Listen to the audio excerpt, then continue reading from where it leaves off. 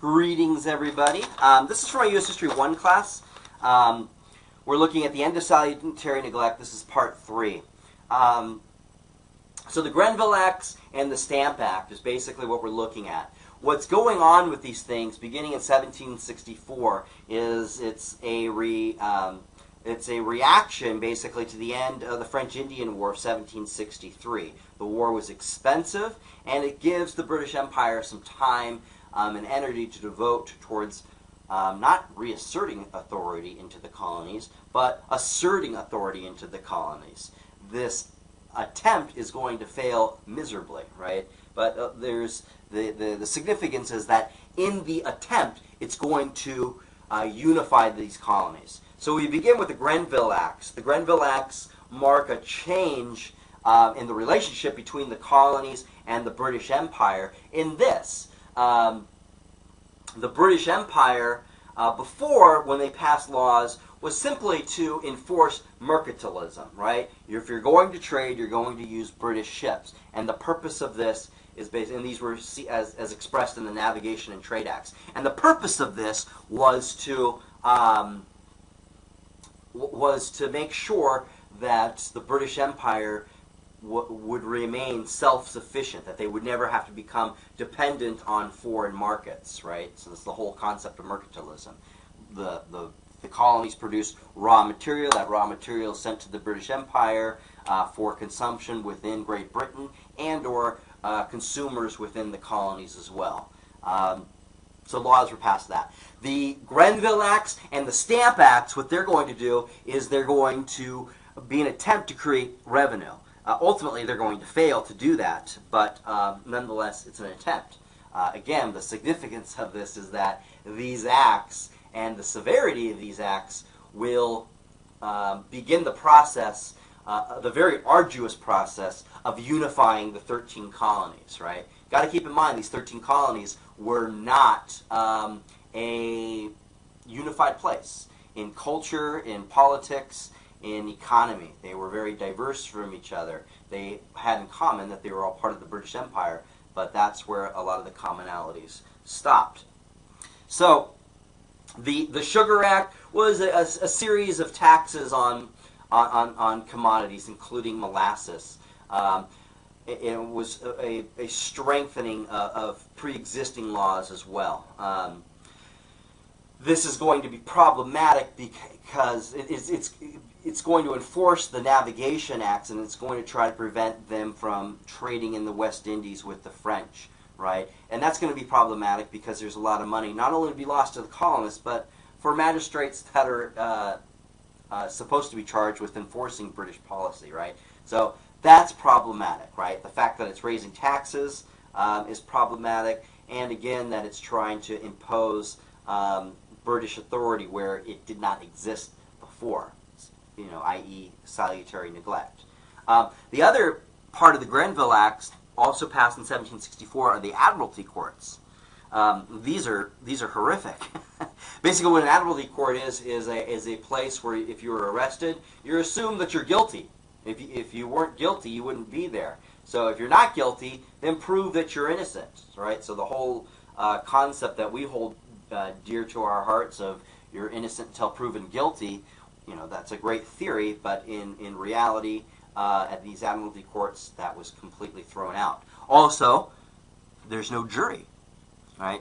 So you better be on the good side of the judge, right? And presumably the judge is not going to be on your side whatsoever because you're just a scrag from the colonies. The other thing that's going to be passed are the Currency Acts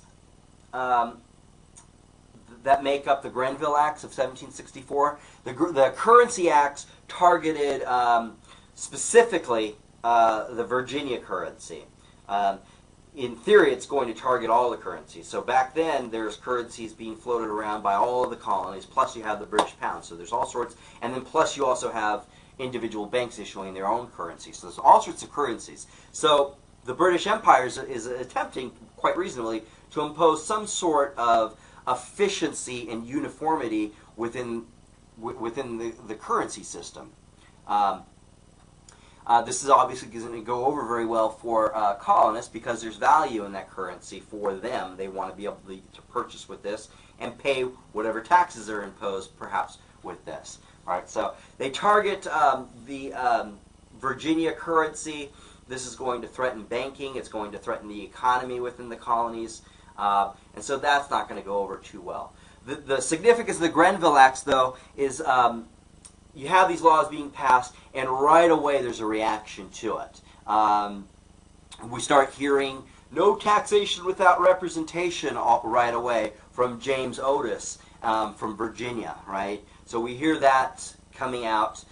He also suggests, James Otis, that there would be a united colonial response and a letter-writing campaign, a committee of correspondence, in other words, is what they will be looking at, to impose a non-importation of English goods, a boycott. So a letter-writing campaign begins of all 13 colonies under the leadership of Virginia, which is significant because Virginia was the most populous and had the strongest economy at this time.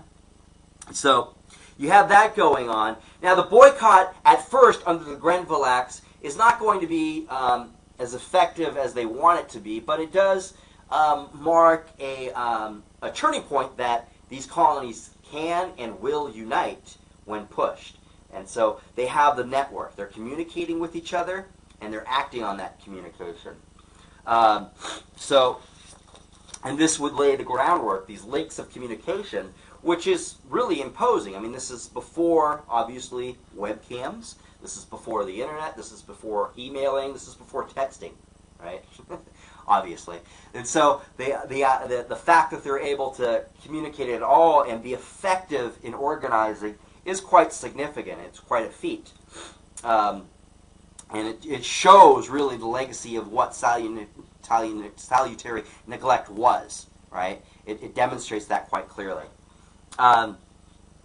When we get to the Stamp Act of 1765, things are really going to change. The reaction to the Stamp Act is going not just to be letter-writing campaigns, polite protests. It's going to be quite violent. This is where we're going to see lots of significant protests begin.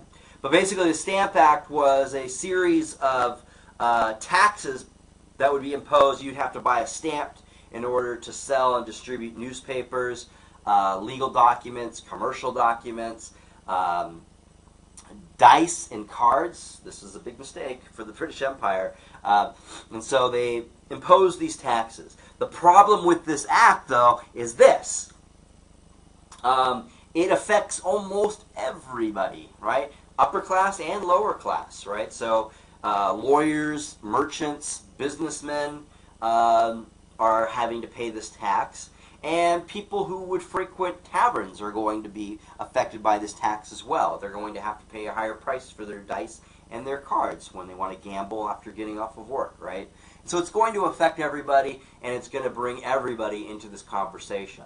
And the